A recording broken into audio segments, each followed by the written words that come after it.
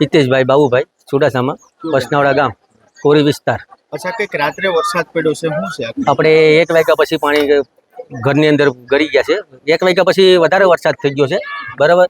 તો અત્યારે પોઝિશન એ જ છે કે અમારે 30-40 ખોડાની અંદર દર વર્ષે પાણી ગળી જાય છે, બરાબર।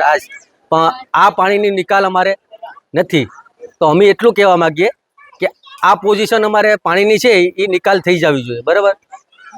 અચ્છા, દુકાનોમાં પાણી ગયું છે? અમારે જે દુકાનની અંદર નુકસાનની અંદર 3 ફ્રીજ દુકાનની અંદર, બરાબર। પછી ઘરની અંદર જે અનાજ શેટીઓ એ બધી ડૂબી ગઈ છે। પછી અમારે ઉપર જવું પડ્યું, કારણ કે નીચે બેઠા જેવું હતું નહીં। કેવી રીતે આ વિસ્તારના લોકોએ રાત પસાર કર્યો? બસ જાગીને ને ઉપર બેહવાનું, નો અમારે દૂધ મળે કે નો પાણી મળે।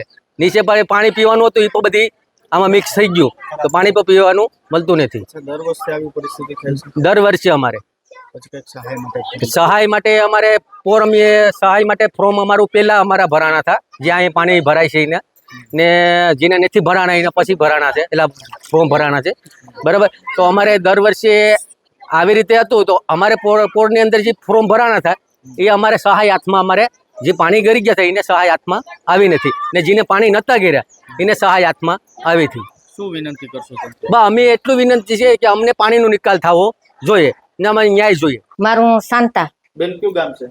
પસનાવડા ગામ। બેન, રાતે વરસાદ થયો છે, કંઈક પાણી ઘૂસ્યા છે ઘરમાં? અમે હુતા થા અને રાતે 12 વાગે પાણી આવી ગયું, એટલે ગાદરા ગોદડા બધી પલળી ગયા। પાણી આવ્યું પછી પલળ્યા પછી ખબર પડી, પછી અમે ઉઠ્યા પછી બધી હાંસવામાં તો ફ્રીજું ને ગાડીયું ને બધી અમારું નુકસાન થયું, દાણો દૂણી બધી દુકાનોમાં ને બધમાં। ને દર વર્ષે આમ થાય અમારે। પછી પોરે અમારે પાણી ભરાણા હતા, જ્યાં પાણી નહોતા ભરાણા ત્યાં રૂપિયા ગામમાં છે કુંભારવાડા સુધી મળ્યા ગામમાં, ને અમને જે પાણી જે ભરાણા એ 10-12 ખોડા ને પાણી મળ્યું, એનું પૈસા મળ્યા જ નથી, બરોબર। અમારી એ વિનંતી છે ને પાણી નિકાલ કરો। હા, અમારે નુકસાની પોરાઈ હતી, 50-60 ની થઈ હતી, પણ કોઈ અમને આંભું જોયું નથી। અત્યારે નુકસાની અમારી ઘણી બધી થઈ, પણ અમે કીને કહીએ, બરોબર। કેટલા વાગે આ પાણી ગયું? 12 વાગે પાણી આવી ગયું હતું।